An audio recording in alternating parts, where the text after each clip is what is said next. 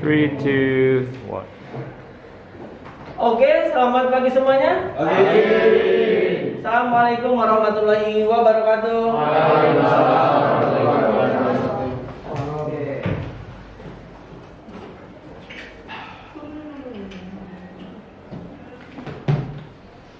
Oke, pada kesempatan hari ini kita kembali lagi belajar sosiologi. Pertama, Mister ucapkan terima kasih karena kalian sudah hadir semua dan dalam keadaan sehat ya. Baik. Sebelum kita memulai, mari kita berdoa terlebih dahulu. Siapa ketua kelasnya? Hanif. Oke, Hanif, silakan pimpin doa. Oke, sebelum kita memulai pelajaran sosiologi pada pagi ini, akan lagi kita berdoa sesuai kepercayaan masing-masing. Berdoa. Sudah selesai. Oke, terima kasih Hanif. Baik, pada kesempatan hari ini kita mulai dengan cek kehadiran dulu. Apakah sudah hadir semua? Sudah ya.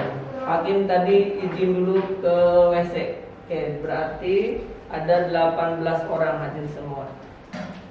Oke. Kemudian Mister mengingatkan untuk menggunakan masker ya, karena sekarang sudah tinggi lagi percovidan duniawinya. Jadi mohon untuk selalu taat menggunakan masker. Oke. Baik. Kita mulai dengan pembelajaran hari ini mengenai ketimpangan sosial tentang pendapatan dan kesejahteraan. Sebelum memulai, seperti biasa, Mister akan memberikan sebuah quotes buat kalian. Oke, apakah kalian familiar dengan orang tersebut? Familiar. Orangnya enggak, perkataannya familiar banget. Oke, silakan Lep, bacakan. Lakukan yang lupakan, lakukanlah yang terbaik, lalu lupakanlah agar terjaga keikhlasannya. Jangan diingat, apalagi disebut-sebut. Oke, ini salah satu quotes dari Agin ya. Oke, jadi quotes tersebut juga familiar buat kalian tentunya ya.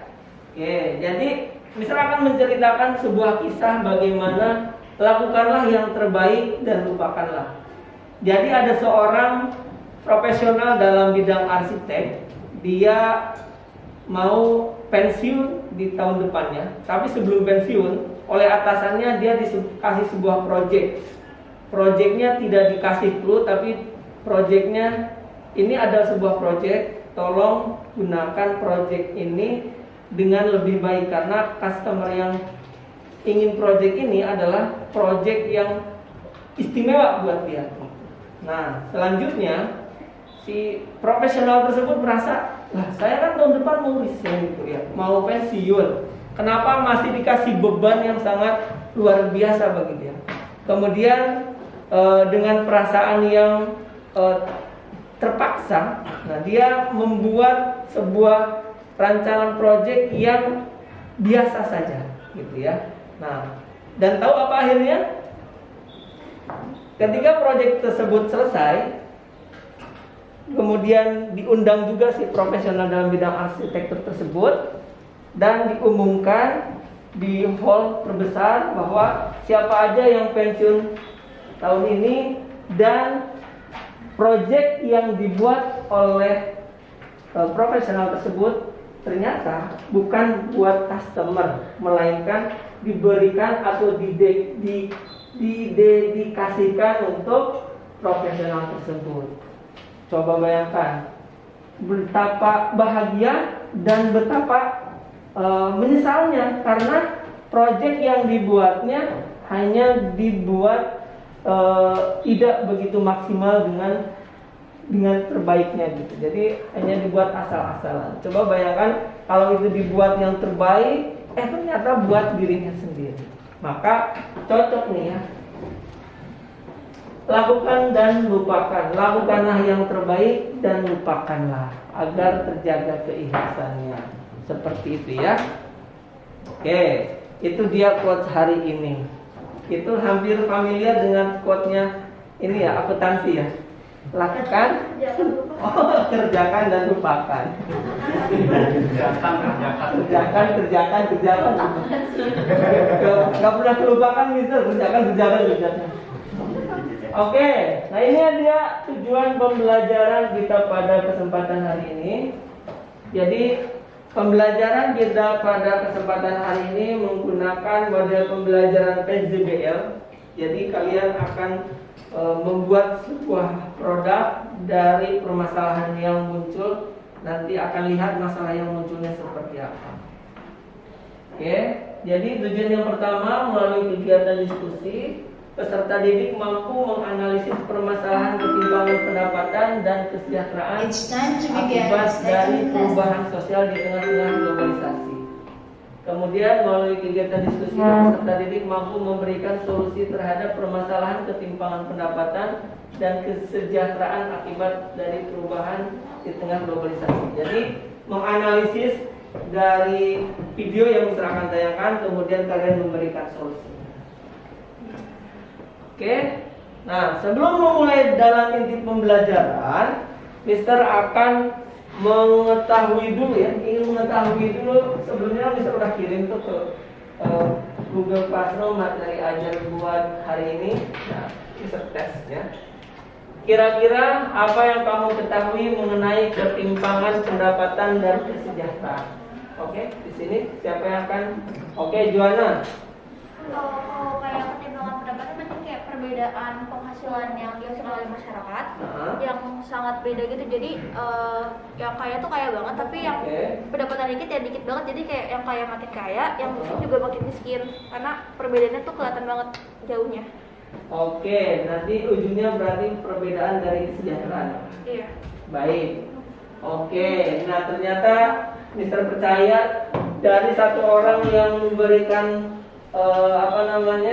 sampel berarti semuanya sudah membaca, betul? Oke, betul.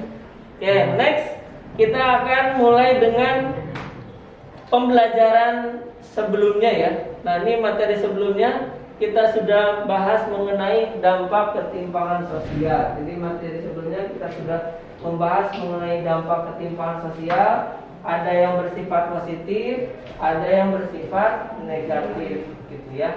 Yang negatifnya tentu kita bisa lihat dengan secara mata kepala kita sendiri ya. Contohnya kemiskinan, itu adalah ketimpangan sosial. Oke. Kemudian sebelum memulai pada pembelajaran hari ini, Mister akan bagikan kelompoknya. Ini Mister sudah buatkan kelompoknya. Silakan kalian untuk berkumpul. Jadi di sini kelompok 1, 2, 3, 4 gitu ya. Jadi 1 dan 3. Sesuai ini aja, sesuai garis. Yang pertama kelompoknya Joanna, ada Lidl, ada Arci, ada Levi, ada Hakim. Kemudian Michelle, Amil, Hugo, Farel. Kemudian ada Aubrey, Nadia, Vero, sama Raffi. Kemudian terakhir Hanif, Meli, Adisti, Johendi, dan Tintara. Oke, silakan berkumpul berdasarkan kelompoknya terlebih dahulu. Ini aja di garis 1, 2, 3. Jangan semuanya di pojokan dong. Itu dong.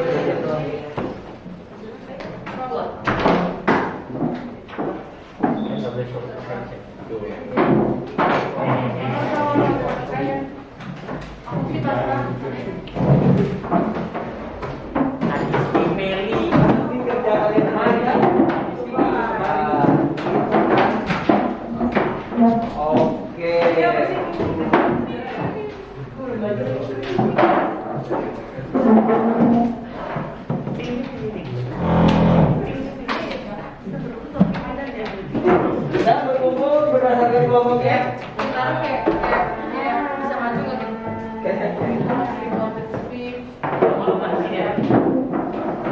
Oke, terima kasih.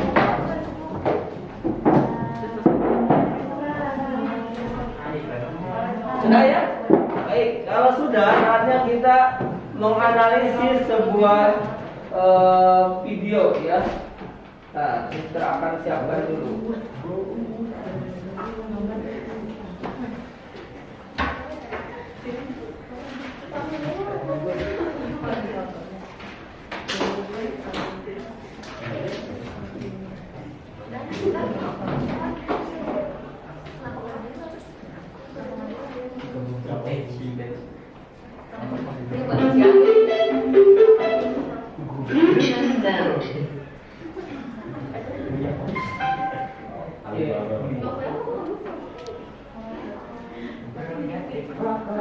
Baik, nah sebagai prolog untuk video ini adalah video dari Bank Dunia mengenai hasil survei antara kelas-kelas menengah dengan pendapatan dan kesejahteraan yang berbeda.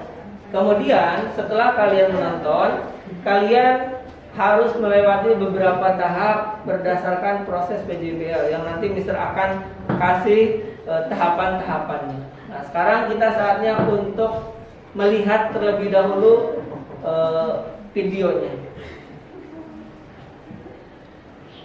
Indonesia, negara yang cantik ini punya banyak cerita menarik. Berbagai macam kalangan hidup di sini, dari mereka yang hidup sederhana sampai mereka yang berkecukupan. Coba kita mulai dari berapa jumlah populasi manusianya. Jumlah yang sulit dibayangkan tapi menarik untuk diketahui. Sekitar 267 juta jiwa hidup di negara ini. Mayoritas populasi kita sebenarnya sudah keluar dari kategori poor income. Tetapi banyak dari mereka yang belum mampu untuk berada dalam middle class income. Mereka adalah mayoritas yang tidak terlihat.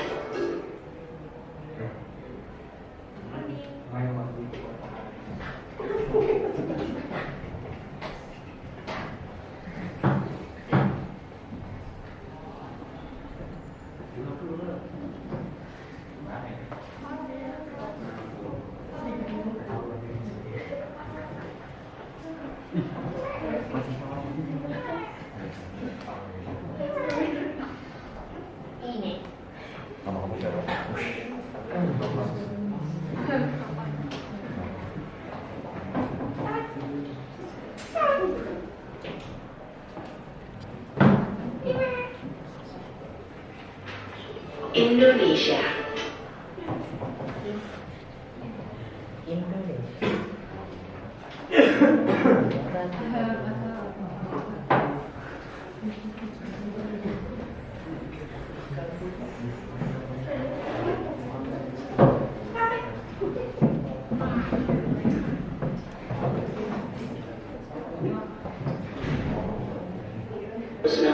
Juta jiwa hidup di negara ini. Mayoritas populasi ini.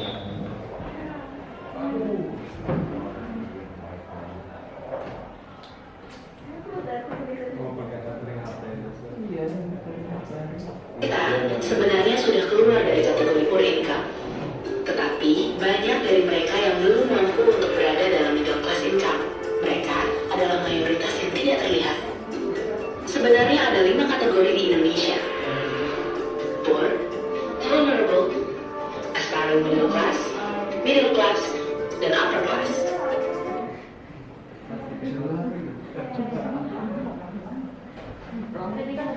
Tapi kita akan membahas middle class terlebih dahulu. Penghasilan mereka yang di atas rata-rata membuat mereka punya pilihan lebih. Menariknya lagi, sampai saat ini hanya ada 20% dari populasi yang masuk dalam kategori middle class. Siapakah yang berada di middle class? Nama saya Dito. Saya seorang karyawan swasta di Jakarta. Saya seorang tenaga penjual atau salesman yang bergerak di bidang industri manufaktur untuk otomotif. Menurut saya, middle class itu adalah orang yang tercukupi untuk semua kebutuhan pokoknya, tapi juga tidak berlebihan. Seperti kayak pendidikan, terus kehidupan sehari-hari, itu kita bisa memberikan yang layak lah untuk keluarga kita. Anak saya 1, istri saya kebetulan juga 1. Lalu istri saya seorang ibu rumah tangga. Selain ibu rumah tangga, beliau seorang makeup artis. Yang paling besar itu pasti kebutuhan pokok ya, untuk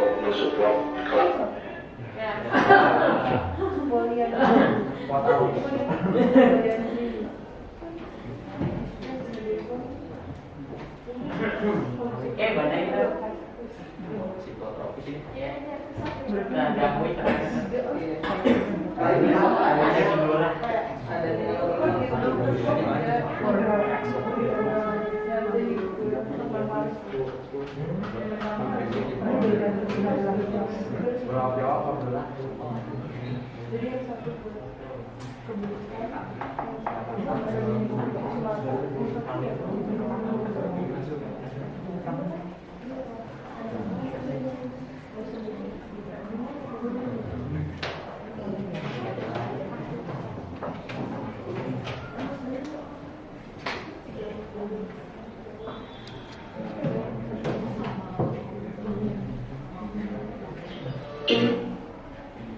Makeup artis yang paling besar itu pasti kebutuhan pokok ya untuk mensupport kelangsungan hidup keluarga saya.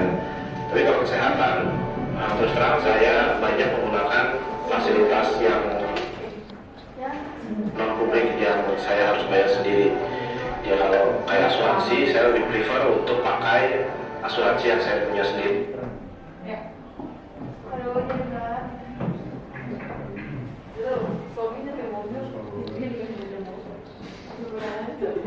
Besar kualitasnya agak diturunkan jadi 720 atau enggak 40? Ya, patokan keluarga 480 Sar. Udah 60 udah. Cuman dulu 2012 Lama apa itu kita harus namanya kan yang penting kita begini.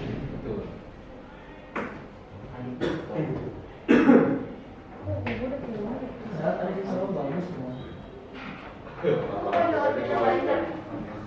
tapi Orbit yang pakai domain user oke pas Orbit itu cuma iya itu pas digituin bisa ya tapi gimana kita waktu itu dia suka Betul.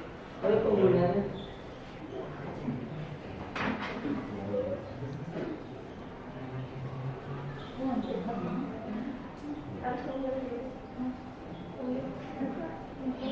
Indonesia.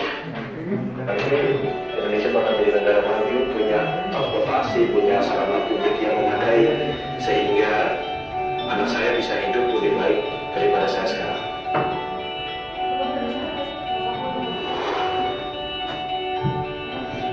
Aspiring middle class.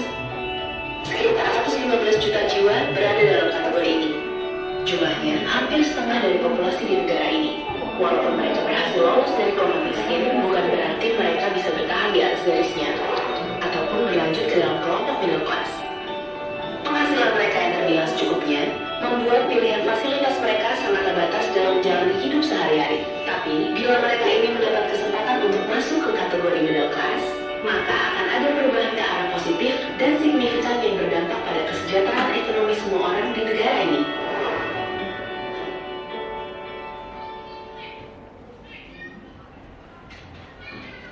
Nama saya Indra Kurniawan, usia 41 tahun. Kerjaan saya sih PPSU. Orang-orang biasanya sih nyebutnya tim oranye. Alhamdulillah sih penghasilan saya sih ngikutin UMR Jakarta ya 39. Untuk pengeluaran sih mungkin di antara 2,5 juta, kadang ya 3 juta, kadang ya bisa lebih juga. Paling saya kalau ada saya sakit sih di puskesmas. Kalau untuk pelayanan saya alhamdulillah dan mencukupin lah pelayanannya. Alhamdulillah sih bekerja cuma bantuin tangga sebelah untuk bersih-bersih kos-kosan. Kalau pendidikan orang tua saya terakhir saya SMP. Kalau saya pendidikan SMA, pinginnya sih untuk pendidikan anak saya sih jangan sama kayak bapaknya ibunya. Kalau bisa sih ya setinggi-tingginya lah, mungkin bisa kuliah. Pinginnya sih untuk masalah pekerjaan untuk anak saya sih, pinginnya sih ya PNS atau kerja kantoran. Jangan kayak bapaknya cuma tukang sapu, sama ibunya tukang tel kos-kosan gitu. Sebelum jadi PPSU saya dulu pernah jadi security di Cikarang, jauh dari keluarga. Gara-gara anak saya sakit juga, demi keluarga saya keluar dari security. Itu saya pun juga itu, namanya itu ya demi keluarga saya nganggur selama 1 tahun demi bela-bela keluarga bisa dekat dengan anak saya, keluarga saya. Saya sudah pun juga itu namanya orang pengangguran untuk makan keluarga saya, biaya saya sekolah, bingung mau nyari duit kemana, harus ngutang kanan kiri. Alhamdulillahnya ya Pak RT teman saya ngasih tahu ada lowongan PPSU. Jadi saya mampir ke PPSU, alhamdulillah diterima di PPSU yang sekarang ini. Syukur-syukur sekarang kan lebih enakan saya ketemu keluarga tiap hari, nganterin anak sekolah, kadang kalau pas libur jemput anak sekolah. Itulah yang bikin saya senang, saya ketemu keluarga daripada yang dulu saya kerja di Cikarang, jauh dari keluarga saya.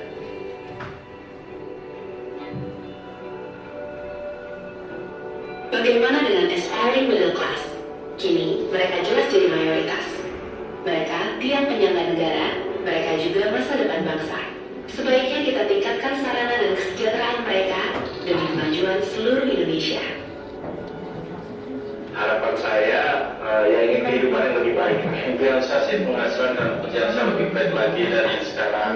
Anak saya bisa punya kehidupan yang lebih baik, pekerjaan, penghasilan, kuliah lebih tinggi, kerja jadi PNS, mudah-mudahan juga berguna bagi nusa dan bangsa.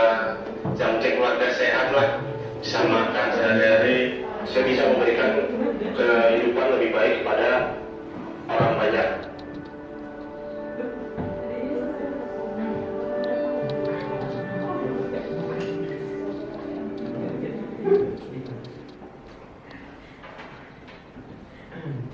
Oke, jadi kalian sudah dapat gambaran ya mengenai pendapatan, kemudian penghasilan yang timpang antara tadi disebutnya yang karyawan Pak Peter itu apa? Disebutnya apa? Middle class. Kemudian yang satu lagi iya, nah itu adalah dua golongan yang secara penghasilan dan pendapatannya berbeda. Tentu akan berpengaruh terhadap kesejahteraan juga yang berbeda. Baik, nah kita akan memulai dengan proses PJBL mengenai materi atau masalah ketimpangan dari penghasilan dan pendapatan yang berbeda. Baik, nah yang harus kalian lakukan adalah Mister akan membagikan terlebih dahulu materinya. Oke, materi kelompok 1. Nah, 1 itu kelompoknya Michelle DKK ya. Kemudian kelompok 2 berarti Livde. Kemudian kelompok 3 Aubrey DKK ya. Kemudian kelompok 4 Hanif ya. Oke, untuk misal ini adalah kita akan melakukan proses di mana pemberdayaan mengenai pendapatan dari orang yang middle class agar tadi mampu kembali ya, aspiring class mampu berubah ke middle class gitu ya, dengan cara pemberdayaan. Nah, jadi tahapan yang harus kalian lakukan adalah misal itu tentang Mister lihat dulu ya. Oke, misal itu tentang Starling ya. Mister itu adalah kelompok Starling. Kemudian kelompoknya Hanif itu tentang penjaga warung ya, atau pemilik warung pedagang kaki lima ya.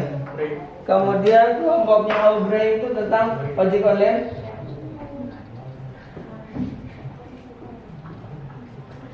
Kemudian leader itu ART ya. Oke, nah ini masalah yang diangkat ya, atau itu nggak mungkin lah gitu ya. Ini saya ART di rumah saya. Jadi ini adalah masalah yang akan kita angkat, yaitu yang pertama Starling, kemudian yang kedua ART, kemudian yang ketiga ojek online, kemudian yang keempat adalah penjaga warung atau pemilik warung-warung pedagang kaki lima. Ini adalah bagian dari yang harus kita angkat menjadi middle class, gitu ya. Pendapatan dan penghasilannya menjadi meningkat melalui pemberdayaan. Kemudian, nah kita masuk ke perencanaan produk. Perencanaan produk yang harus kalian buat adalah Google situs ya. Yang sebelumnya Mister sudah kasih gambaran bagaimana cara membuatnya. Nah ini dia. Kemudian diskusi dan terakhir kita akan mempresentasikan produk-produk tersebut ya. Hasil analisis dan pemberdayaan dari setiap masalah yang diambil. Baik. Selanjutnya kita waktunya untuk diskusi. Oke, baik, silakan dibuka laptopnya.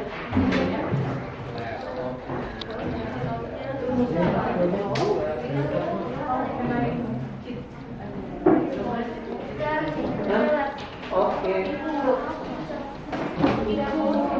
Hanis, mana Bapak Hanis? Silakan dibuka dulu laptopnya. Kemudian break.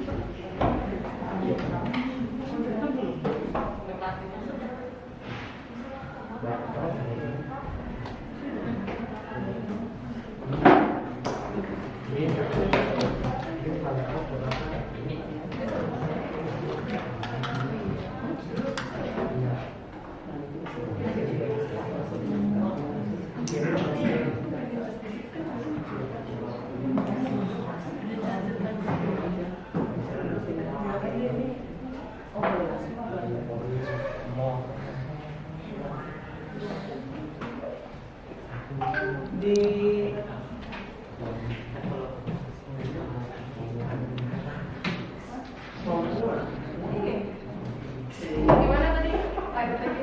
Buka yang sudah buka.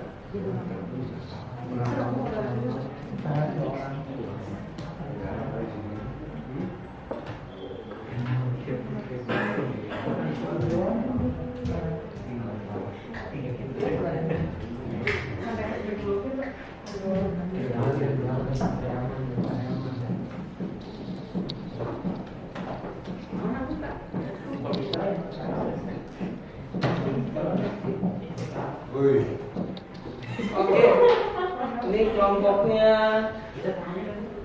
penjaga warung. Oke.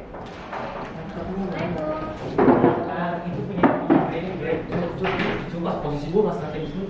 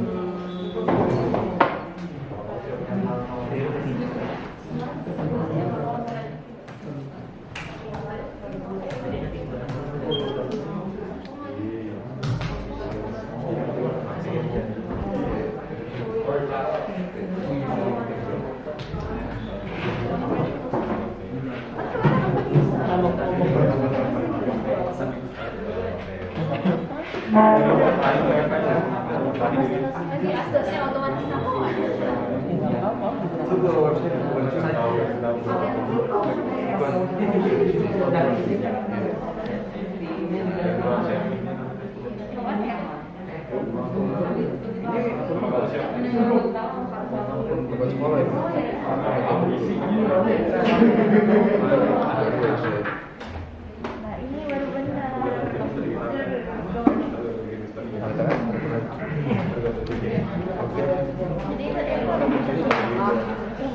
Jadi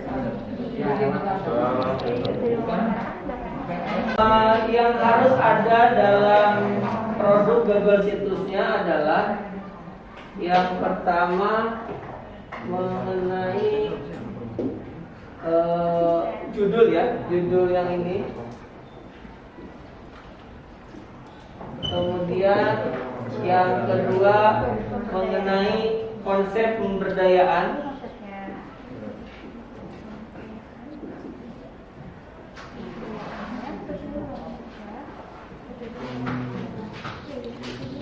Kemudian yang ketiga itu mengenai sebelumnya kita sudah tugaskan kalian untuk melakukan wawancara ya. Nah, jadi di situ kalian mewawancarai ketiga hal ini. Apakah sudah dilakukan proses wawancaranya kemarin? Oke, kalau sudah berarti sekarang tinggal memasukkan hasil dari wawancaranya ke dalam Google situsnya.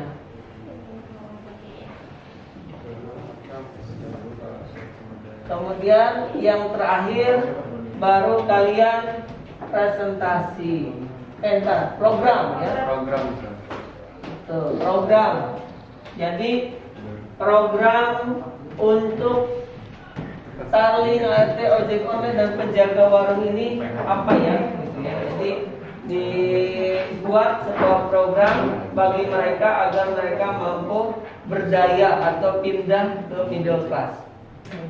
Oke.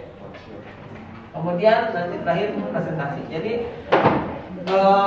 jangan lupa tulis kelompoknya juga ya. Di bagian terakhir yaitu 5 sumber. Ini nama-nama kelompok. Nama-nama kelompok kalian seperti apa ya nama-namanya? Apakah berbeda? Kalau bisa pakai foto biar lucu.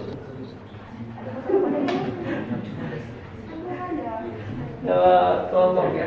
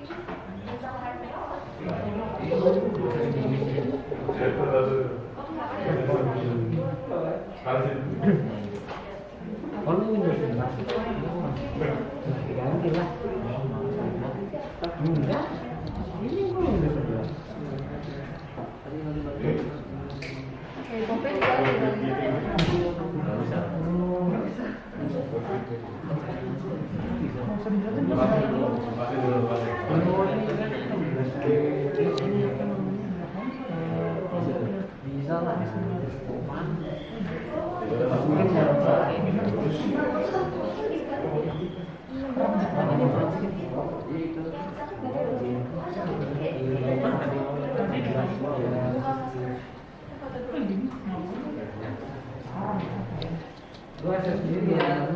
Udah dia mah kapan?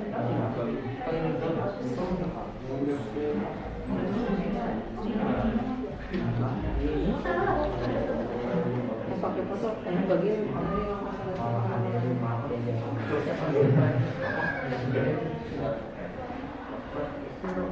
Jadi ini hapus dong. iya lah ganti. Maharnya Sar. Hah? Ini maharnya. Ya udah nggak apa-apa kan. Oh, mereka nggak tahu siapa ini. Tapi kan kalau di sini ada penulis kan. Dan ini ahli. Aku pakai foto juga ini nih semuanya.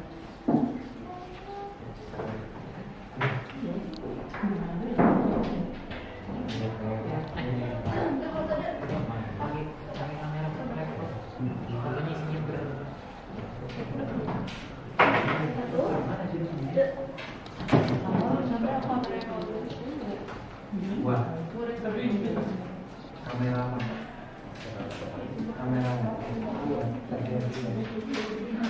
Katakan juga.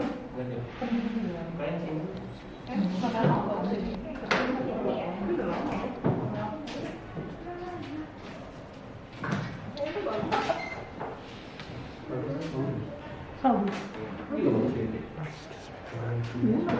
Ini aja bagus ini.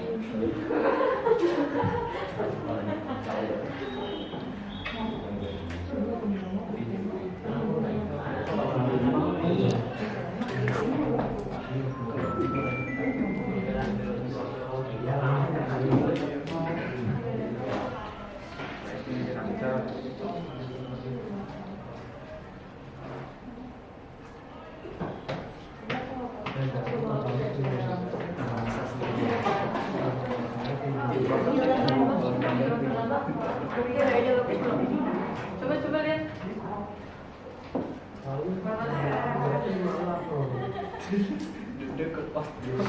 Kurang dong. Gua mau kok. Saya cuma setengah doang. Kamu belum kalau itu bukan lah. Ini baca.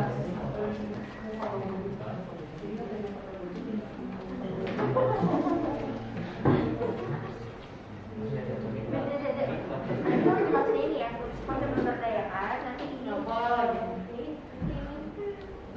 Apa sih? Gua yang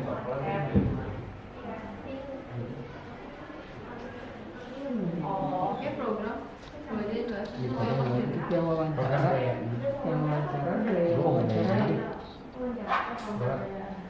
Aku program. Program tapi lu tahu maksud.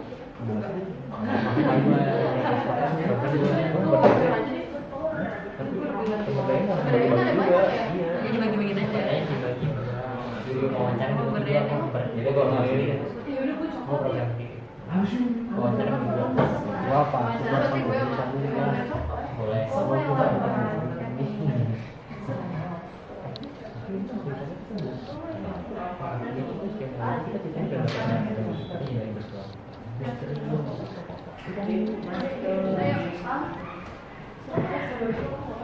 kirim-kirim ini.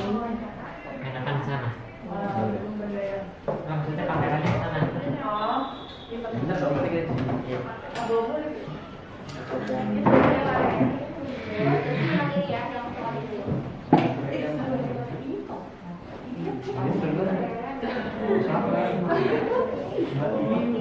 Tadi simpan ya? Meja gen. Nah, Iya, cewek. ini foto keluarga. Foto keluarga. Jadi botol minum sama kayak gitu. Lepas masker apa ya? Masker, masker.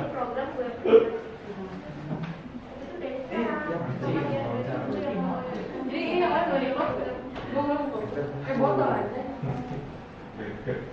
Ya nanti kenapa sih mesti? Kita tahu dulu. Iya, itu kalau Ayo. Pokoknya semua kita mau pasin itu. Berarti kita nggak bisa habis. Iya, tengah. Terlalu ke sana.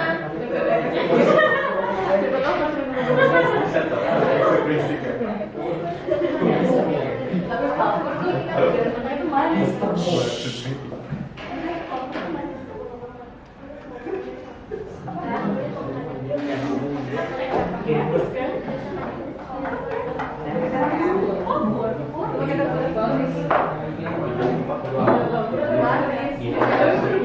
Mau panen. Maaf.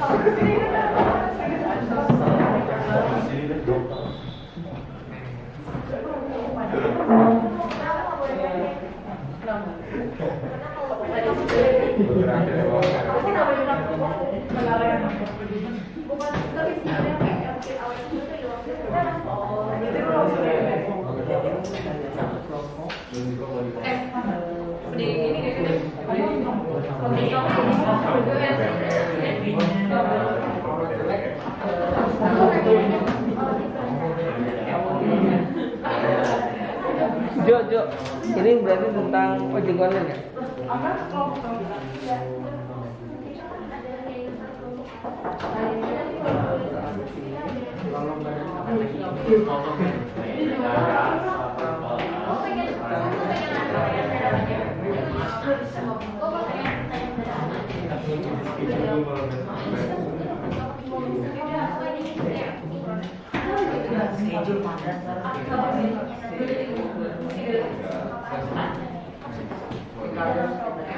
Oke, menyusun kerangkanya sudah beres belum?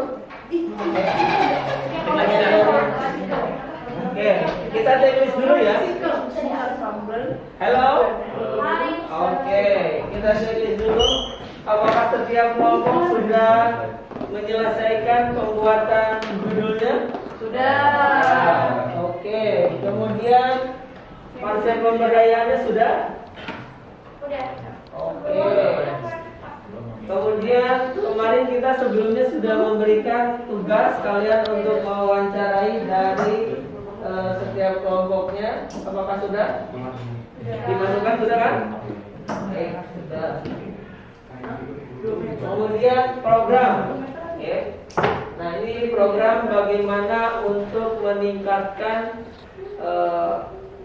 dari setiap isu masalah ya, dari Starling, ART, ojek online sama penjaga warung diberdayakan. Nah, ini programnya apa? Jadi program pemberdayaan yang bisa kalian lakukan untuk mereka-mereka ini. Kemudian jangan lupa juga kelompoknya ya.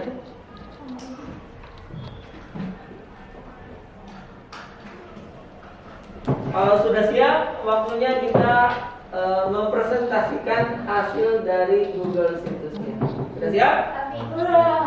Sudah. Oke. Jangan lupa dipublikasikan dulu ya. Dipublikasikan dulu. Google situsnya dipublikasikan dulu.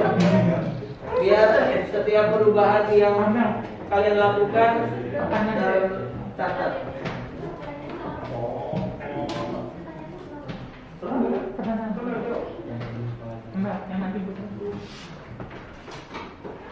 Bikin pertanyaan buat diri sendiri aja, kasih orang.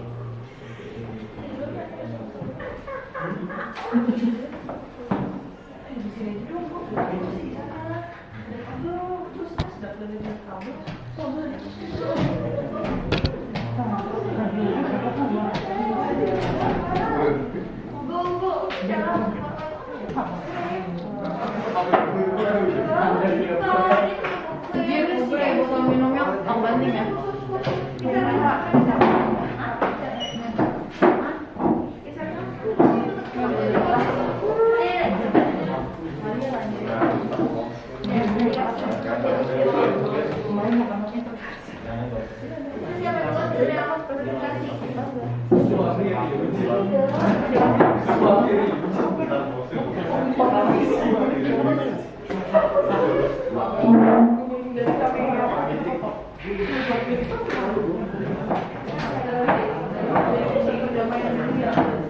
Mana tuh? Betul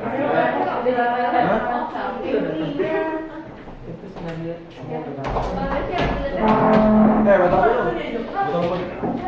Kok dihapus sih?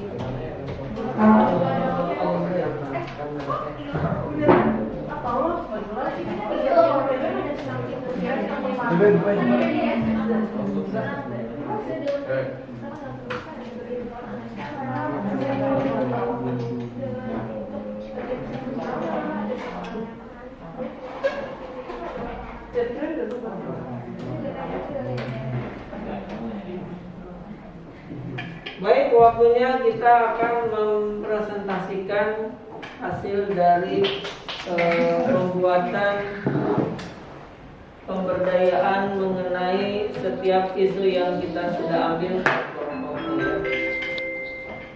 It's time to begin the third lesson. Oke, kelompok pertama, Michel ya.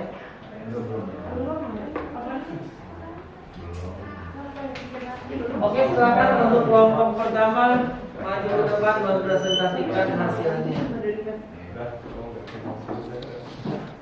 Nih, terusnya.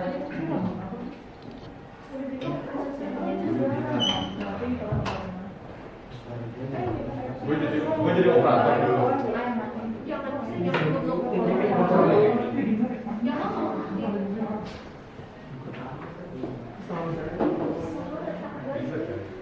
Bisa.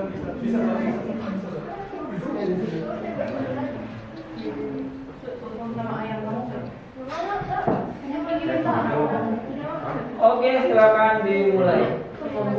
Oke, selamat pagi teman-teman semua. Pagi. Hari ini kelompok saya akan mempresentasikan tentang pemberdayaan.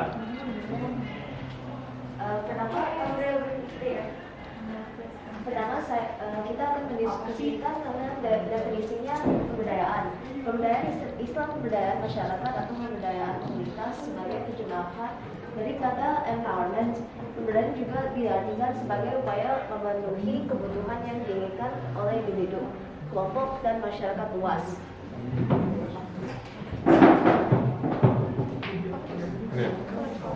Selanjutnya ada terbentuknya kebudayaan. Ada 5 faktor: kekuatan atas pilihan pribadi, kekuatan dalam menentukan kebutuhan sendiri, kekuatan dalam kebebasan berekspresi, kekuatan kelembagaan, kekuatan sumber daya ekonomi, kekuatan dalam kebebasan berproduksi, dan ketiadaan daya powerless atau ketimpangan yang meliputi ketimpangan struktural, ketimpangan kelompok atau ketimpangan sosial. Dan ada prinsip pemberdayaan, ada penyadaran yang berarti bahwa masyarakat secara keseluruhannya menjadi sadar bahwa mereka mempunyai tujuan dan masalah-masalah. Ada pelatihan sebagai cara meningkatkan pemberdayaan dan penyadaran yang sama kayak. Baik, izin saya lanjutkan. Untuk ketiga adalah ruang lingkup pemberdayaan. Untuk ruang lingkupnya sendiri ada bina manusia, yaitu segala sesuatu yang berhubungan dengan individu atau kelompok. Lalu ada bina usaha, yaitu berhubungan dengan pemberdayaan ekonomi. Bina lingkungan, yaitu semua yang meliputi pemberdayaan lingkungan. Dan bina kelembagaan, yaitu diarahkan pada social institution atau peranata sosial. Untuk metode pemberdayaan sendiri, ini kita cantumkan beberapa. Yang pertama adalah rapid rural appraisal, yaitu meliputi beberapa kegiatan seperti observasi langsung, pembuatan kuesioner, pembuatan laporan, pemetaan, dan lain-lainnya. Lalu ada juga PRA atau Participatory Rapid Appraisal, itu berhubungan dengan analisis keadaan, pemetaan tertentu, dan lain-lainnya. Lalu ada juga focus group discussion, yaitu merupakan interaksi individu-individu yang diarahkan untuk pemahaman dan atau pengalaman tentang program atau kegiatan yang diikuti. Dan terakhir adalah sekolah lapangan atau SL, itu merupakan pertemuan berkala yang dilakukan oleh kelompok anggota untuk membahas persoalan tertentu. Untuk kelebihan pemberdayaan, untuk kelebihannya sendiri pertama adalah memudahkan koordinasi antar individu. Kedua adalah antar individu dapat saling memberi semangat, meningkatkan kesejahteraan dalam jangka waktu yang panjang, meningkatkan dan memperbaiki kehidupan masyarakat, menggunakan sumber daya alam, dan proses pembangunan yang lebih demokratis. Untuk kekurangannya sendiri ada terjadi perbedaan pendapat antara individu, tingkat partisipasi setiap individu berbeda-beda, dengan sumber daya manusia berbeda-beda dan ketergantungan ada ketergantungan sumber daya dari luar.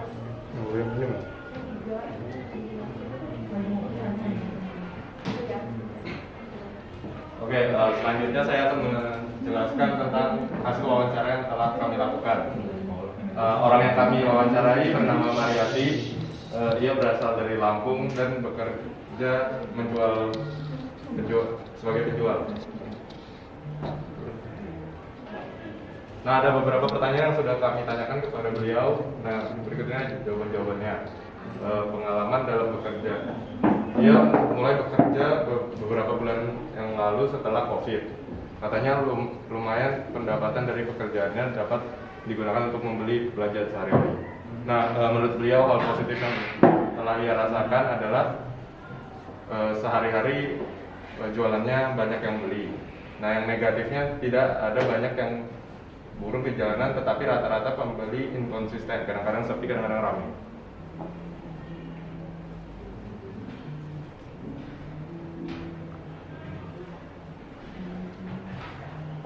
Nah, selanjutnya saya akan menjelaskan tentang program dari pemberdayaan yang kita buat ini, yaitu adalah program ini untuk mereka yang bekerja sebagai Starling. Ini terutama fokus pada peningkatan efisiensi dan keuntungan penjualan minuman baik untuk penjual maupun pembeli. Bagaimana cara kerjanya? Cara kerjanya itu ada 4. Yang pertama adalah dokumentasi. Ini untuk mendaftarkan pembeli dan penjual dalam aplikasi. Ini perlu. Udah. Ini cara kerjanya. Oh ini. Cara kerjanya adalah seorang konsumen misalnya ada di rumah dan ingin membeli kopi. Dengan aplikasi digital dia nggak perlu memesan. Nanti penjual akan datang. Starling alias Starbucks Keliling akan merespon pemesanan dalam dan mengantarkannya langsung ke pelanggan tanpa harus mengeluarkan biaya pengiriman. Ada 3 tahapan pendaftaran pedagang keliling, yaitu tahap wawancara, pengecekan dokumen, dan survei secara langsung. Program ini tidak dibukti biaya alias tidak perlu mengeluarkan modal terlebih dahulu untuk bisa bergabung. Saat bergabung, penjual akan diberikan pelatihan khusus terkait keramuan dan layanan pelanggan. Selain itu ada standar yang akan ditetapkan untuk membuktikan kertas minuman. Di penjual aplikasi, kami akan memberikan modal berupa produk ini sesuai profil dari Rp800.000 hingga Rp1 juta yang disediakan dengan sistem utang. Nantinya modal akan dibayarkan setelah produk terjual. Kita mengusahakan agar semua penjual dan pedagang jadi dapat terdaftar dengan rapi di sistem mitra harus melakukan support setiap hari. Karena kita semua rolnya ketika barang sudah mulai habis, Starling bisa menyiapkan isi stok atau produk yang diperlukan. Dengan menggunakan uang utang yang sebelumnya, nantinya kita akan mengutarkan produk yang dibawakan oleh para pedagang serta bagi simpanan setiap hari dengan mengunjungi langsung para pedagang di daerah tempat mereka berjualan. Yang dibutuhkan itu apa aja? Yang dibutuhkan adalah 4. Yang pertama adalah dokumentasi. Ini untuk mendaftarkan pembeli dan penjual pada aplikasi. Kami perlu mengembangkan cara bagi kami untuk melegitimasi dokumen dan informasi yang akan diberikan. Yang kedua adalah peralatan. Kita perlu memiliki hal-hal yang membuat ini bekerja. Ini bisa berupa alat yang diberikan pada penjual seperti uniform alias seragam, sepeda atau material untuk produknya. Yang ketiga adalah orang alias manusia. Agar aplikasi ini berfungsi, perlu mengumpulkan cukup banyak orang baik bagi membeli maupun penjual. Selain itu, kami juga membutuhkan tim untuk menggunakan aplikasi dan tim untuk melatih mereka yang menggunakan aplikasi. Yang keempat, yang terakhir adalah teknologi. Ini penting ya, agar aplikasi dapat digunakan, Anda menggunakan koneksi internet. Pembeli dan penjual harus memiliki internet, dan penjual kemungkinan besar akan disediakan internet untuk mempertahankan keuntungan dan tidak kehilangan peluang. Gitu, Bang.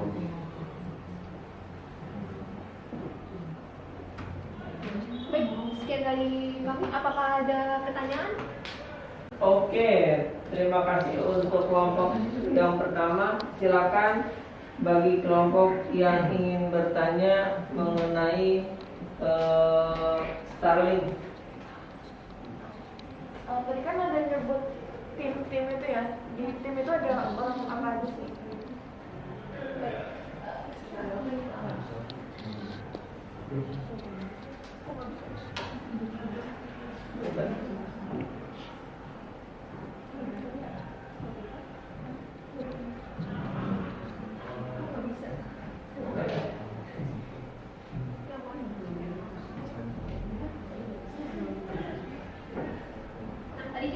bilang ada kan perlu orang untuk agar program ini berjalan. Jadi untuk program ini untuk berjalan dengan lancar kita membutuhkan orang tentunya. Jadinya yang kita perlukan untuk yang pertama adalah kelompok tim seperti sosiolog, spesialis dan relawan tertentu. Tapi kita juga membutuhkan tim yang dapat mengembangkan aplikasi. Jadi kita dapat menemukan orang-orang yang berkeahlian dalam software atau pembuatan aplikasi dan hal-hal yang berhubungan dengan membuat sebuah platform agar styling dapat menawarkan jasa mereka ke lingkup yang lebih luas. Terima kasih. Oke, gimana yang bertanya? Akan ada pertanyaan lagi? Apakah ada pertanyaan lagi? Oke, terima kasih Aubrey yang sudah bertanya. Beri tepuk tangan untuk kelompok 1. Silakan duduk. Baik, terima kasih kepada kelompok 1 yang sudah mempresentasikan mengenai pemberdayaan untuk Starling. Jadi Starling rasa Starbucks ya. Jadi menggunakan aplikasi sehingga pembeli-pembelinya itu tidak harus repot-repot mengunjungi Starling. Kan biasanya Starling ada di daerah perkantoran gitu ya. Jadi mereka tidak harus repot-repot mendatangi Starling, dan Starling itu sendiri mendatangi customernya berdasarkan kebutuhan.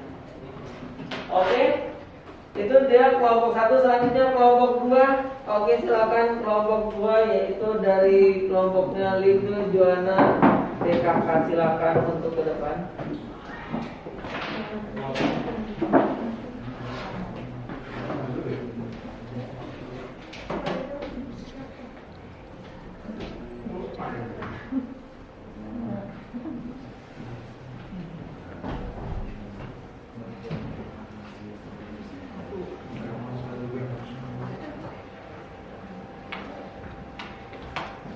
Selamat pagi teman-teman.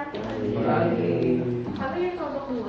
Jadi di sini kami dapat temanya untuk pemberdayaan asisten rumah tangga.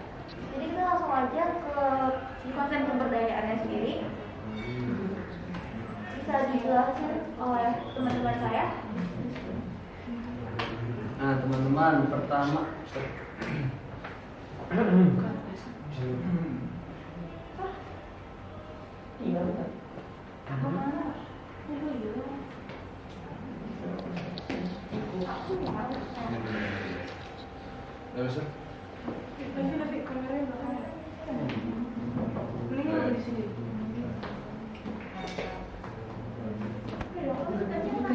Oke teman-teman, pertama adalah konsep pemberdayaan. Di sini pemberdayaan adalah suatu cara agar rakyat, komunitas dan organisasi diarahkan agar mampu menguasai atau berkuasa atas kehidupannya. Rappaport dalam Mardikanto 2015. Secara konseptual, pemberdayaan masyarakat atau komunitas adalah upaya untuk meningkatkan harkat dan martabat lapisan masyarakat yang dalam kondisi sekarang tidak mampu untuk melepaskan diri dari perangkap kemiskinan dan keterbelakangan. Dengan kata lain, memberdayakan adalah memampukan dan memandirikan masyarakat.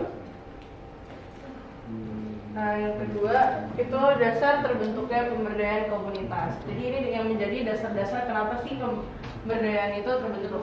Yang pertama ada pemberdayaan perencanaan dan kebijakan yang dilaksanakan dengan membangun atau mengubah struktur dan lembaga yang bisa memberikan akses yang sama terhadap sumber daya, pelayan dan kesempatan berpartisipasi dalam kehidupan masyarakat. Yang kedua ada pemberdayaan melalui aksi sosial dan politik yang dilakukan melalui perjuangan politik yang dilakukan dalam rangka membangun kekuasaan yang efektif. Yang ketiga melalui pendidikan dan penumbuhan kesadaran yang dilakukan dengan proses pendidikan dalam berbagai aspek yang cukup luas. Hal ini dilakukan dalam rangka membekali pengetahuan dan keterampilan. Nah teman-teman, di namanya pemberdayaan pasti ada prinsip. Pertama adalah prinsip penyadaran, seperti keseluruhan menjadi sadar bahwa mereka mempunyai tujuan dan masalah. Melalui pendidikan, kesadaran masyarakat akan terus berkembang. Ketiga adalah pengorganisasian agar menjadi kuat dan dapat menentukan nasibnya sendiri. Suatu masyarakat tidak cukup hanya disadarkan dilatih keterampilan, tapi juga harus terorganisir atau diorganisir. Keempat adalah pengembangan kekuasaan berarti kemampuan untuk mempengaruhi orang lain. Bila dalam suatu masyarakat tidak ada penyadaran latihan atau organisasi, orang-orangnya akan merasa tak berdaya dan tak berkekuatan. Dan yang terakhir adalah membangun dinamika masyarakat berarti bahwa masyarakat itu sendiri yang memutuskan dan melaksanakan program-program sesuai dengan rencana yang sudah digariskan dan diputuskan sendiri. Nah, jadi di sini ada ruang lingkup pemberdayaan komunitas. Yang pertama ada bina usaha atau pengembangan kapasitas individu meliputi kepribadian, kapasitas di dunia kerja, dan perkembangan keprofesionalan. Yang kedua, bina usaha dilakukan dalam rangka pemberdayaan ekonomi yang meliputi pembentukan badan usaha, pengembangan jaringan usaha, dan manajemen finansial. Yang ketiga, ada bina lingkungan yang meliputi pemberdayaan lingkungan, program perawatan dan pelestarian lingkungan. Yang keempat dan yang terakhir juga ada bina kelembagaan yang diarahkan pada social institution atau pranata sosial dan social organization atau organisasi sosial. Berikut adalah metode-metode untuk pemberdayaan komunitas. FGD merupakan focus group discussion, merupakan interaksi individu-individu yang diarahkan untuk pemahaman dan atau pengalaman tentang program atau kegiatan yang diikuti. Kedua adalah SL atau sekolah lapangan, Farmers Field School, merupakan pertemuan berkala yang dilakukan oleh sekelompok anggota masyarakat untuk membahas persoalan yang dihadapi, berbagi pengalaman dan pemilihan cara pemecahan masalah yang efektif dan efisien sesuai dengan sumber daya yang dimiliki. Ketiga adalah PLA, Participatory Learning and Action, merupakan metode pemberdayaan masyarakat yang terdiri dari proses belajar tentang suatu topik dan selanjutnya diikuti dengan aksi real yang relevan dengan materi pemberdayaan. Dan yang keempat adalah pelatihan partisipatif. Dalam proses pelatihan yang tekanannya melibatkan peserta secara aktif dalam kegiatan pelatihan dengan melibatkan pula metode pelatihan dan media yang bervariasi. Sekarang kita juga kelompok kita ini juga ada aksinya, yaitu wawancara ya. Levi tolong didorong. Kelompok kita mewawancarai seorang seluruh. Nama Salwa Purwati, pekerja sebagai ART, umurnya 35 tahun, asal daerah dari Bima, NTB. Nah, awal bekerjanya Mbak Salwa yang berasal dari Nusa Tenggara Barat bisa mendapatkan pekerjaan di Pulau Jawa sebagai ART. Dasari keinginannya untuk mengubah nasib keluarga serta menaikkan perekonomian keluarganya. Ia awalnya bertemu dengan agensi yang biasa menyalurkan orang-orang untuk bekerja ke kota, sehingga saat ia diajak, dia berpikir ini adalah kesempatan yang baik. Menurut Mbak Salwa sendiri, pekerjaannya termasuk menyenangkan. Ia bekerja dengan basic yang ia miliki sehingga ia tidak merasa terlalu terbebani. Mbak Salwa juga suka melihat wilayah baru, sehingga ia senang dapat melihat kota lain. Menurutnya, pendapatan faktor gaji yang dapat juga lebih besar dibandingkan di daerahnya Nusa Tenggara Barat. Konsep bekerja di sini sedikit melelahkan. Nah, kelebihan atau hal positifnya, Mbak Salwa melihat dirinya memiliki banyak perubahan positif setelah beberapa tahun bekerja di kota. Pekerjaan sebagai ART yang harus meninggalkan keadaan kelima, membuatnya melatih daya ingat sehingga tidak mudah lupa. Dia merasa diuntung karena pekerjaannya sesuai dengan pendapat yang ia terima. Itu menurutnya menjadi ART tidak perlu memiliki skill yang terlalu banyak karena skill yang diperlukan merupakan skill basic yang sudah ia pelajari sejak kecil. Kekurangannya, selain hal positif, sebenarnya ada beberapa hal yang tidak Mbak Salwa sukai. Dia bekerja di luar daerahnya sehingga sulit sekali untuk bertemu keluarga. Walaupun bisa menggunakan media smartphone atau video call, rasanya akan tetap kurang karena tidak dapat melihat langsung. ia sering sekali merindukan keluarganya di kampung halaman. Ketika pekerjaan sudah menumpuk, ia akan merasa kelelahan karena harus menyelesaikan semua pekerjaan walaupun itu sudah tengah malam. Singkatnya, ia harus memperhatikan setiap keadaan di rumah dan harus menyelesaikan semua pekerjaan tanpa lihat waktu. Hal yang paling ia sayangkan adalah uang yang ia hasilkan. Lalu ia kirimkan kepada orang keluarganya, selalu habis tanpa ada tabungan. Sehingga ia terus bekerja agar ada penghasilan untuk keluarganya. Ini gue aja lanjutin. Nah ini pengembangan atau pekerjaannya. Jadi selama di luar kota banyak banget yang udah dia pelajarin dari segala macam cara memasak. Dan menurut dia skill ini bisa dikembangkan lagi saat dia pulang kampung. Yang kayak misalnya dari skill masaknya dia mau bikin rumah macam dan semacamnya. Oke, jadi kita lanjut ke program.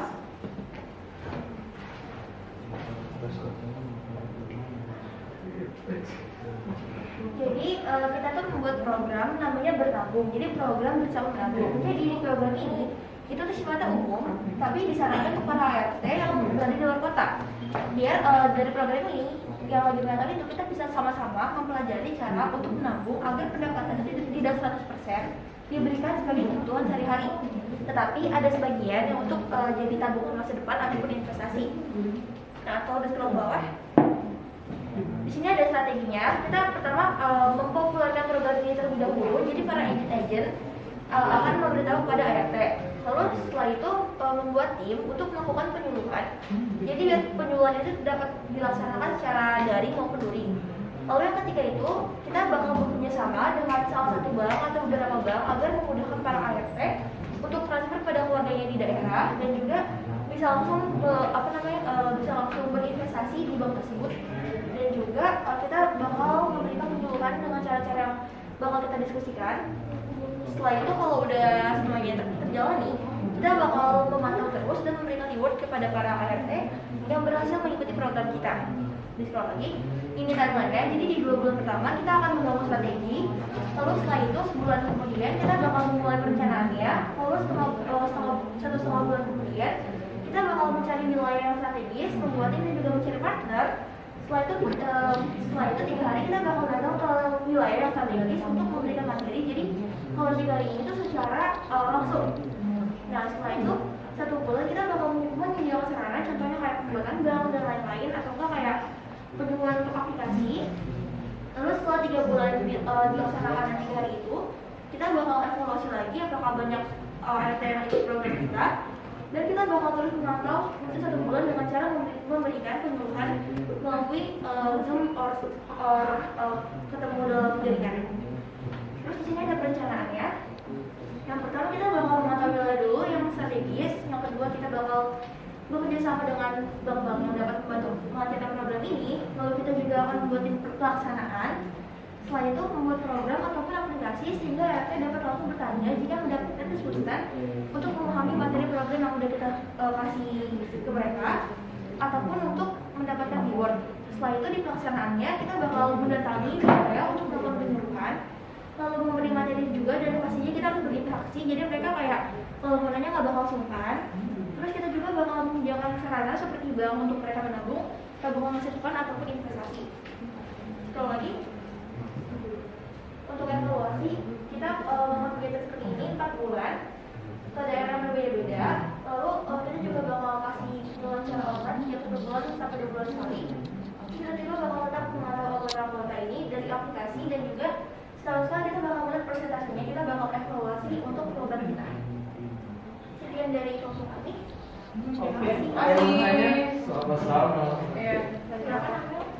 Jadi saya mau nanya di bagian program itu kalian ngomongin ada tentang aplikasi ya? Iya. Aplikasinya itu bentuknya kayak gimana ya?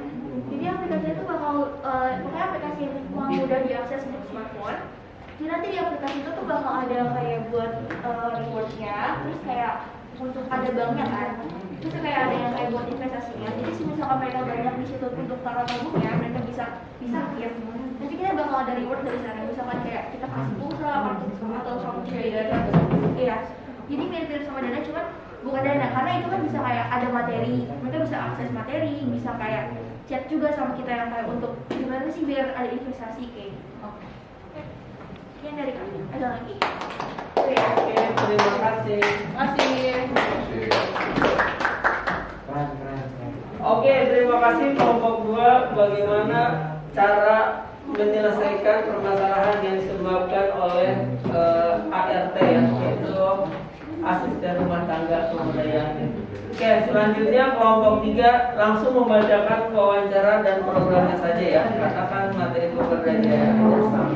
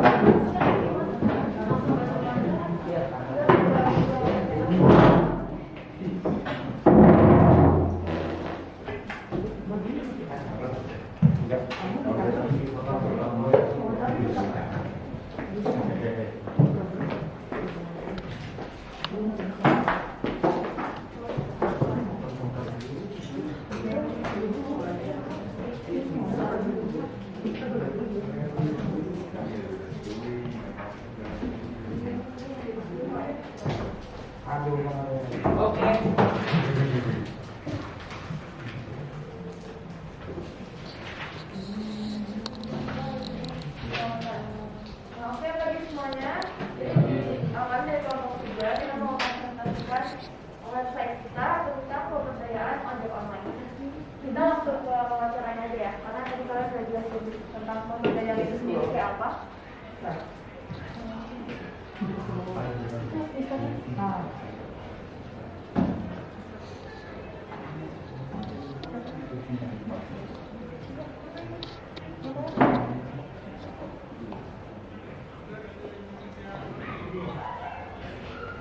Jadi kami sudah melakukan wawancara ke Bapak Nur. Kita menanyakan beberapa pertanyaan. Ada pertanyaan pertama yaitu awal bekerja atau berkarirnya kapan. Itu hampir 5 tahun yang lalu beliau memulai profesinya sebagai supir ojek online karena tidak mendapatkan pekerjaan dan mau tidak mau harus mencari pemasukan bagi keluarganya. Akhirnya beliau memutuskan untuk daftar dan bergabung dengan Gojek. Kondisi bekerja atau berkarir saat ini, menurut beliau kondisi bekerja semua driver tidak bisa disamaratakan karena masing-masing memiliki kondisi yang berbeda. Beliau juga menambahkan bahwa faktor lokasi mempengaruhi kondisi pekerjaannya. Beliau sendiri hanya fokus bekerja di daerah kota wisata dan menurutnya di daerah kota wisata banyak sekali pelanggan yang memesan makanan secara online sehingga memudahkan pekerjaannya dalam mencari pelanggan.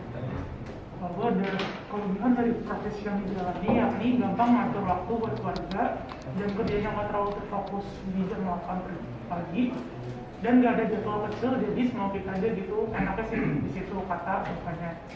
Lalu kata bapaknya tentang kekurangan dari profesi yang dijalani ialah kalau kekurangannya ya enak kali kepanasan atau kebebanan, badan jadi gampang panas sakit.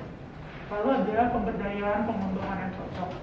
Saat ditanya pemberdayaan apa yang cocok bagi dirinya jika mendapat tawaran untuk dibuatkan suatu program, beliau menjawab kalau bisa sih pemberdayaan yang buat kita jadi enak, cari duit selain dengan Gojek aja gitu. Kayak buat usaha nasi goreng atau apa kan kita jadi enak, nggak harus kehujanan atau kepanasan lagi. Lalu ada program. Oke, programnya di sini kita buat namanya BBM atau Bengkel Belajar Kerja. Jadi ini tuh kayak workshop untuk driver ojek online tadi. Jadi itu tuh acara bulanan yang memberikan pengetahuan dan keterampilan di berbagai bidang, terutama yang berkaitan dengan pengembangan diri untuk driver itu sendiri. Ada strategi program, materi pelatihan yang diberikan cakup pengembangan keterampilan yang disesuaikan dengan kebutuhan mitra seperti pelatihan usaha, pengelolaan finansial, atau bahkan skill berbahasa Inggris. Pelaksanaan program dilaksanakan secara kumpulan yang mengundang beberapa pembicara tampil dalam bidangnya untuk membagikan wawasan kepada para driver. Pembicara diundang merupakan expert dari berbagai bidang, terutama yang berkaitan dengan pengembangan diri. Gitu aja dari kita, nggak ada yang mau nanya. Oke, pertanyaannya dari Mister ya. Nah, kira-kira untuk perkembangan ojek online saat ini menurut kalian seperti apa ya? Perkembangan ojek online saat ini seperti apa? Perkembangannya ini lagi naik ya, karena sebelumnya kan pandemi. Kalau pandemi kemarin semua orang stay di rumah, nggak ada yang pergi, jadi yang mesen ojek khususnya buat pergi-pergi dari satu tempat ke tempat lain itu sedikit, tapi karena sekarang udah mulai udah boleh pergi-pergi lagi, jadi mulai naik lagi. Oke, terima kasih untuk kelompok 3 presentasinya. Oke, terima kasih kelompok 3 atas presentasinya untuk pemberdayaan ojek online ya. Jadi ojek online tadi dikasih kesempatan untuk meningkatkan kualifikasi dirinya dengan pelatihan-pelatihan. Next, selanjutnya kelompok terakhir langsung membacakan mengenai wawancara dan programnya. Oke.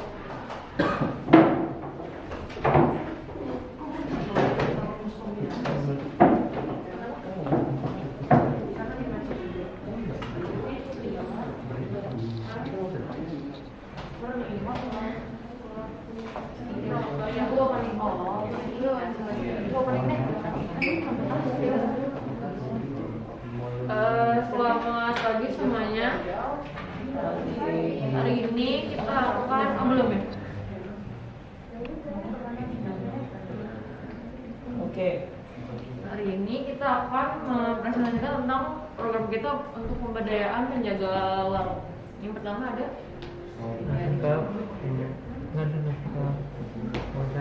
wawancara.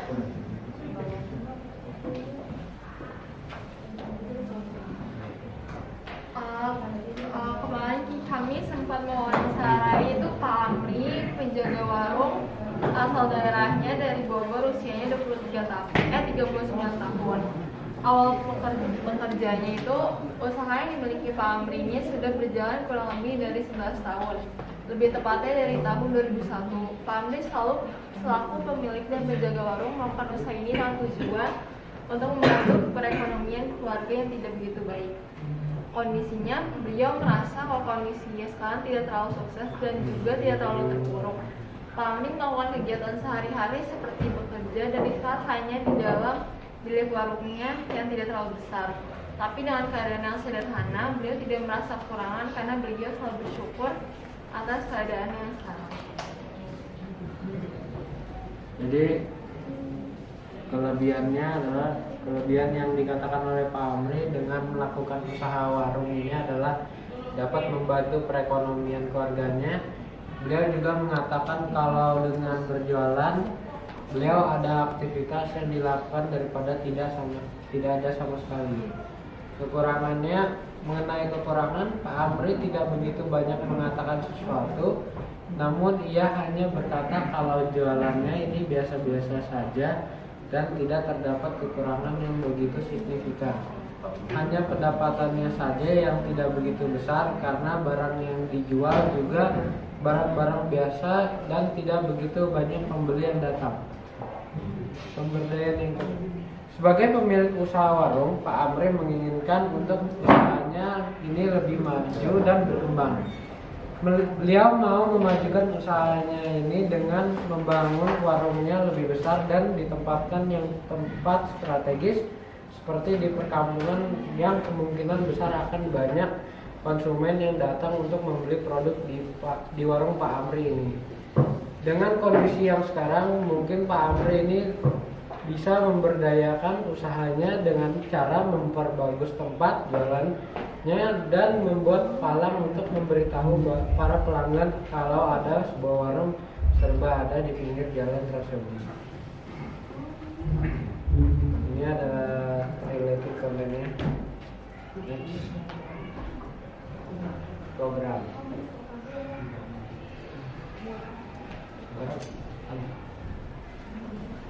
Oke, jadi untuk program yang kita buat ini, pertama itu adalah penggunaan media sosial untuk berjualan atau e-warung kita menyebutnya. Nah, dari hasil wawancara itu menyatakan bahwa usaha yang dijalani Pak Amri ini tidak begitu memiliki kemajuan yang signifikan. Juga tidak ada kemunduran atau kerugian yang signifikan. Nah, guna membangun dan mengembangkan usaha partai ini dibutuhkan program-program yang cocok diberlakukan demi kemajuan usaha beliau. Salah satu cara yang paling bagus untuk pengembangan usaha beliau adalah dengan penggunaan media sosial untuk berjualan. Jadi, silakan kepada Anit. Oke, selanjutnya tadi sudah disebutkan bahwa program ini bernama eWarung. Jadi apa sih isi programnya dari rencana yang akan kita lakukan ini? Yang pertama itu adalah pemanfaatan media sosial. Tentu kita sudah namakan eWarung bahwa kita berencana akan melakukan penjualan barang sehari-hari, barang serba ada secara online. Nah, kalau misalkan di zaman sekarang mungkin platform yang relate untuk kita semua itu biasanya kalau orang jualan itu mudahnya di TikTok ya, TikTok atau Instagram. Mulai banyak orang-orang yang berjualan barang-barang mereka dan ternyata banyak yang pembelinya di situ. Jadi pemanfaatan media sosial ini kita targetkan kepada situ. Lalu isi program selanjutnya adalah pembuatan logo unik. Nah, pembuatan logo ini bisa menarik calon pembeli ataupun membuat kesan para calon pembeli itu nantinya seperti wah, warung ini ternyata warung yang niat, terus juga mereka percaya kalau misalkan ternyata warung ini bukan main-main jualanannya. Dan juga trik ini banyak dipakai oleh para pebisnis lain untuk menarik perhatian para calon pembelinya. Lalu isi program yang terakhir adalah pelatihan pemilik warung dalam bidang manajerial. Hal ini penting karena bidang manajerial ini kan untuk seperti bagaimana pemilik usaha mengatur cara jalan kerja usahanya, cara keuangannya, terus juga kan ini secara online ya, mengatur bagaimana cara pembayarannya ya, misalnya seperti melewati m-banking ataupun seperti e-money atau bentuk macam lainnya. Nah, lanjut ke pelaksanaan program. Setelah isi program yang tadi, kita realisasikan dengan step-step di pelaksanaan program ini. Yang pertama apa sih? Yang pertama itu adalah sosialisasi kepada pemilik warung untuk berjual secara online. Jadi kita memberitahu nih para pemilik warung kalau misalkan kita bisa loh menjual barang-barang yang ada di warung ini secara online. Jadi kita sosialisasi, kita kasih tahu bagaimana caranya mengoperasikan media sosial dengan benar dan juga memberitahu kepada pemilik warung bagaimana cara berjualan di media sosial. Lalu membantu para pemilik warung untuk mengerti bagaimana mengoperasikan media sosial. Ini nyambung ke poin satu, jadi langsung kita lanjut lagi ke poin ketiga. Yang ketiga adalah melaksanakan pelatihan untuk membuat logo yang kreatif. Nah, tadi isi program tadi pembuatan logo kreatif. Nah, di step ini kita lakukan adanya pelatihan kepada pemilik warung untuk membuat logo kreatif, karena menurut saya pembuatan logo ini nggak bisa secara otodidak, yang mungkin bisa dilakukan secara pelatihan. Dan juga tahap pelatihan terakhir itu mengajarkan para pemilik warung untuk tampil dalam bidang manajerial. Ini step terakhir di mana pemilik warung atau pemilik usaha ini harus tahu nih gimana cara jalan kerja usahanya mereka, mengatur keuangan ataupun mengatur tata guna lahannya mereka. Lalu yang terakhir adalah dari semua perencanaan tadi, di tahap terakhir tentu kita butuh ada namanya realisasi. Jadi di tahap ini adalah melaksanakan usaha warung secara langsung dengan strategi yang sudah dibuat demikian tadi. Oke, di bawah ini ada saya kasih link YouTube. Barangkali kalau ada yang mau berkunjung ke situs ini. Lalu selanjutnya yang terakhir adalah sumber dan penulis. Sekian dan terima kasih. Oke, beri tepuk tangan untuk silakan untuk duduk ya. Ya. Terima kasih.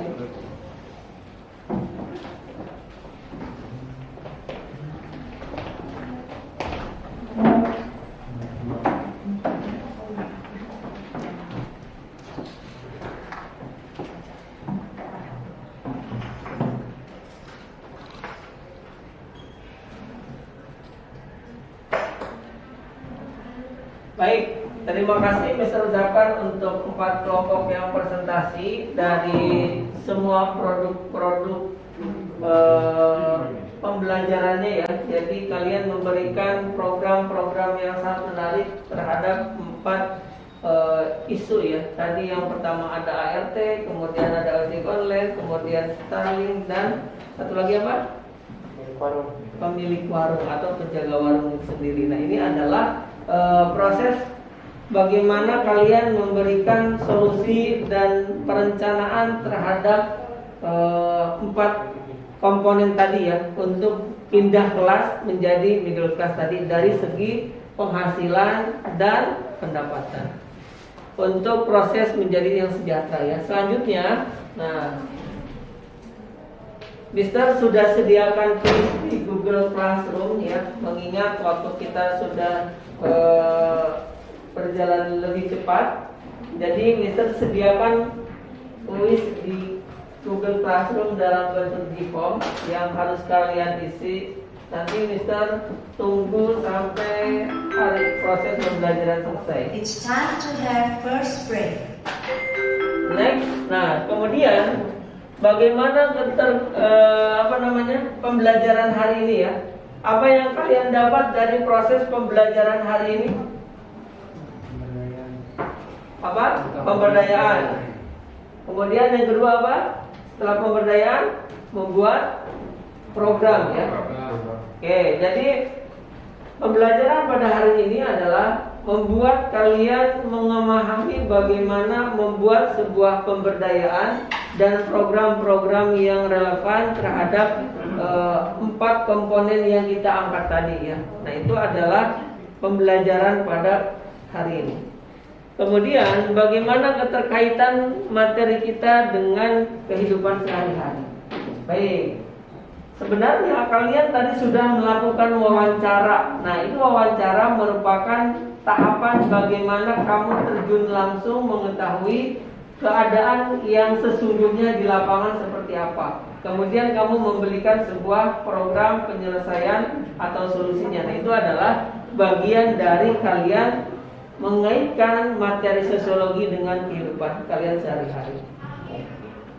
Baik, untuk materi selanjutnya kita akan ada ujian harian di hari Kamis ya. Oke, hari Kamis yang akan datang kita ada ujian sosiologi. Siap? Materinya tentang ketimpangan sosial. Baik, itu aja pembelajaran kita pada kesempatan hari ini. Terima kasih atas kerjasamanya. Assalamualaikum warahmatullahi wabarakatuh. Selamat istirahat.